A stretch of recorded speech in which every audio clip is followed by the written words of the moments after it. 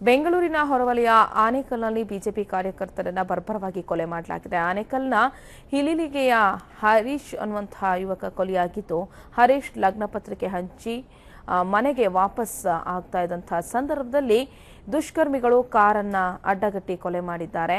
ಈ ಹಿಂದೆ ದುಷ್ಕರ್ಮಿಗಳ ಜೊತೆ ಕೆರೆಯ ಜಮೀನಿನ ವಿಚಾರವಾಗಿ ಮಾತಿನ ಚಕಮಕಿ ಕೂಡ ನಡೆದಿತ್ತು. ಈ ಹಿನ್ನೆಲೆ ಹೊಂಚು ಹಾಕಿ ಹತ್ಯೆ ಮಾಡಲಾಗಿದ್ದು, ಈ ಸಂಬಂಧ ಸೂರ್ಯನಗರ ಪೊಲೀಸ್ ಠಾಣೆಯಲ್ಲಿ ಪ್ರಕರಣ ದಾಖಲಾಗಿದೆ.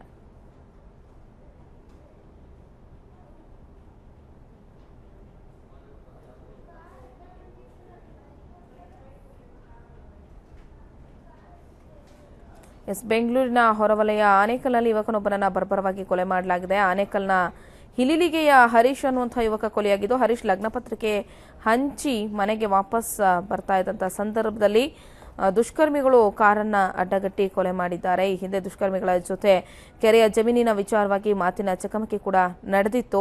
ಈ ಹಿನ್ನೆಲೆ ಹೊಂಚು ಹಾಕಿ ಹತ್ಯೆ ಮಾಡಲಾಗಿದ್ದು, ಈ ಸಂಬಂಧ ಸೂರ್ಯನಗರ ಪೊಲೀಸ್ ಠಾಣೆಯಲ್ಲಿ ಪ್ರಕರಣ ಕೂಡ ದಾಖಲಾಗಿದೆ. ಹಳೆಯ ದ್ವೇಷದ ಹಳೆಯ ವೈಷಮ್ಯದ ಹಿನ್ನೆಲೆಯಲ್ಲಿ ಈ ಒಂದು ಕೊಲೆಯನ್ನ ಮಾಡಲಾಗಿದೆ.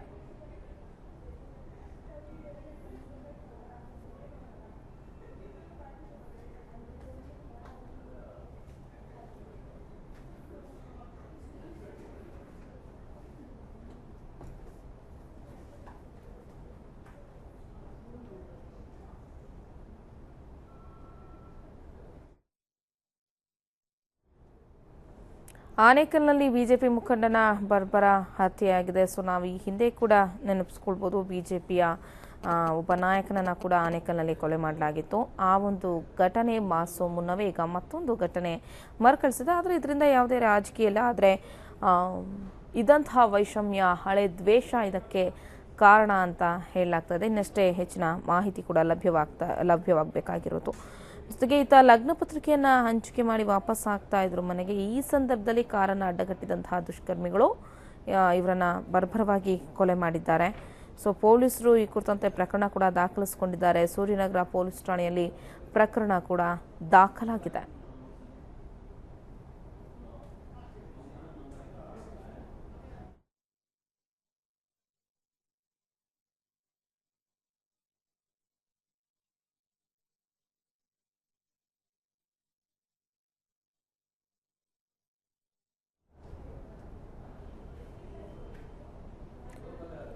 ಈ ಬಗ್ಗೆ ಮತ್ತಷ್ಟು ಮಾಹಿತಿಯನ್ನು ನೀಡಲಿಕ್ಕೆ ದೂರವಾಣಿ ಸಂಪರ್ಕದಲ್ಲಿದ್ದಾರೆ ಪ್ರತಿನಿಧಿ ಮುನಿರಾಜು. ಈ ಹಿಂದೆ ಕೂಡ ನೋಡಿದ್ವಿ, ಬಿಜೆಪಿ ಮುಖಂಡರೊಬ್ಬರ ಕೊಲೆ ಆಗಿತ್ತು. ಅದೆಲ್ಲ ಒಂದ್ ಕಡೆ ರಾಜಕೀಯ ಉದ್ದೇಶ ಅಂತ ಹೇಳಲಾಗ್ತಾ ಇತ್ತು. ಆದ್ರೆ ಇದು ಹಳೆ ದ್ವೇಷದ ಹಿನ್ನೆಲೆಯಲ್ಲಿ ಕೊಲೆ ಮಾಡಿದ್ದಾರೆ ಅಂತ ಹೇಳಲಾಗ್ತಾ ಇದೆ. ಸೊ ಯಾರ ಜೊತೆ ಇವರು ಕೆರೆ ವಿಷಯಕ್ಕೆ ಸಂಬಂಧಪಟ್ಟಂತೆ ಜಗಳ ಆಡ್ಕೊಂಡಿದ್ರು? ಜೊತೆಗೆ ಮತ್ತೊಂದ್ ಕಡೆ ಪ್ರಶ್ನೆ ಬರೋದು, ಲಗ್ನ ಪತ್ರಿಕೆ ಹಂಚ್ತಾ ಇದ್ರು ಅಂತ, ಇವರ ಮದ್ವೆ ಇತ್ತ? ಏನಿದೆ ಈ ಬಗ್ಗೆ ಹೆಚ್ಚಿನ ಮಾಹಿತಿ?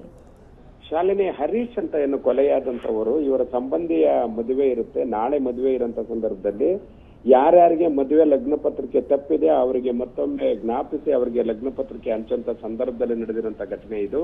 ರಾತ್ರಿ 1 ಗಂಟೆ ಸಮಯದಲ್ಲಿ ಹೀಲಲಿಗೆ ಗೇಟ್ ಇಂದ ಕಾರ್ ಮೂಲಕ ಹೀಲಲಿಗೆಗೆ ಬರುವಂತ ಸಂದರ್ಭದಲ್ಲಿ ಕಾರನ್ನ ಅಡ್ಡಗಟ್ಟಿ ಅವರನ್ನು ಎಳೆದಾಡಿ ಕಣ್ಣಿಗೆ ಕಾರದ ಪುಡಿ ಎರಚಿ ಬರ್ಬರವಾಗಿ ಹತ್ಯೆಗೈಲಾಗಿದೆ. ಹತ್ಯೆಗೈದಿರುವಂತವರ ಮಾಹಿತಿ ಇನ್ನೂ ಲಭ್ಯ ಆಗ್ತಾ ಇಲ್ಲ. ಸೂರ್ಯ ಸಿಟಿ ಪೊಲೀಸರು ಸ್ಥಳಕ್ಕೆ ಬಂದು ಪ್ರಕರಣವನ್ನ ದಾಖಲಿಸಿ ಪರಿಶೀಲನೆ ನಡೆಸ್ತಾ ಇದ್ದಾರೆ.